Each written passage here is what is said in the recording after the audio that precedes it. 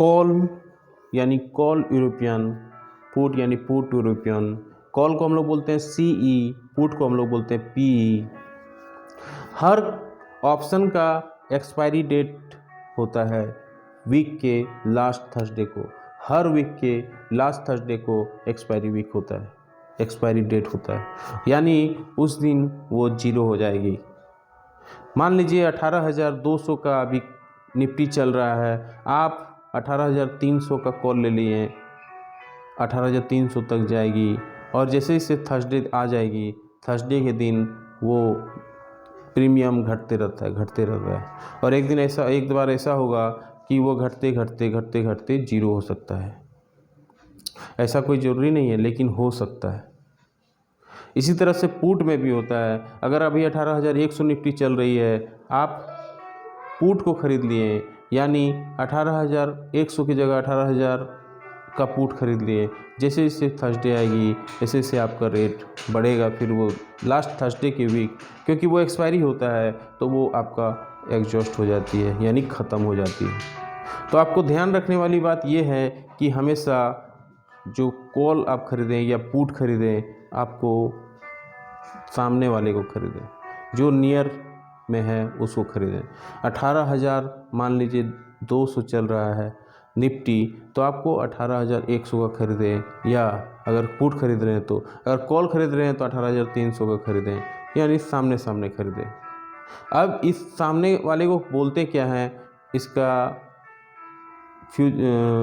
Stock market में नाम क्या है? तो अगर आप स्ट्राइक प्राइस 18,100 का खरीद रहे हैं और 18,100 का ही कॉल भी खरीद रहे हैं, तो उसको बोला जाता है at the money, at the money उसको बोला जाता है।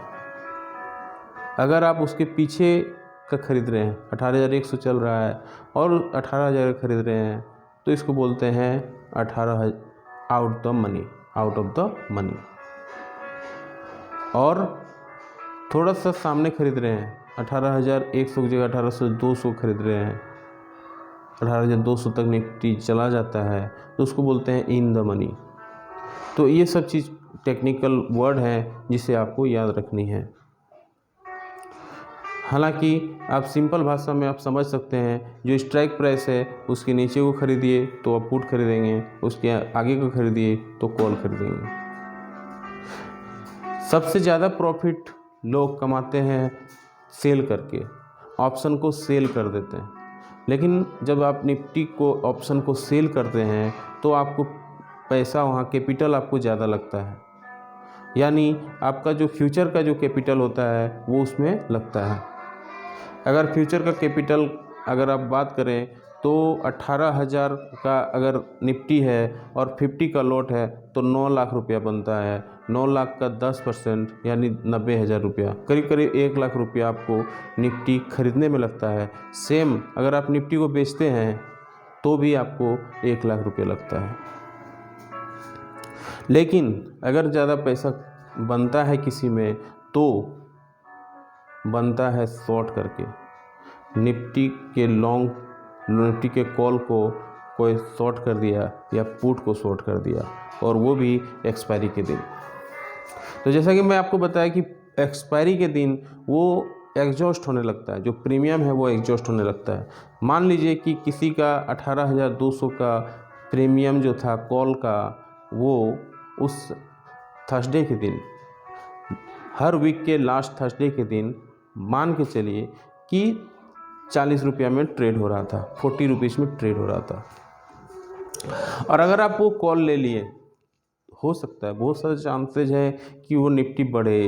18,200 का आप कॉल लिए हैं और बढ़ के 18,300 तक जा रही हो, तो हो सकता है कि वो थोड़ा सा बढ़ेगा।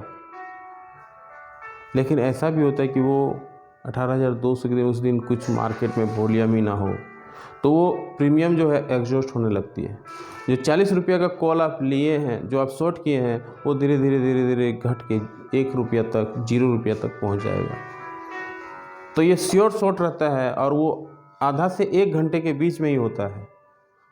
2 बजे के बाद, 2 से 3:30 बजे के बीच में होता है।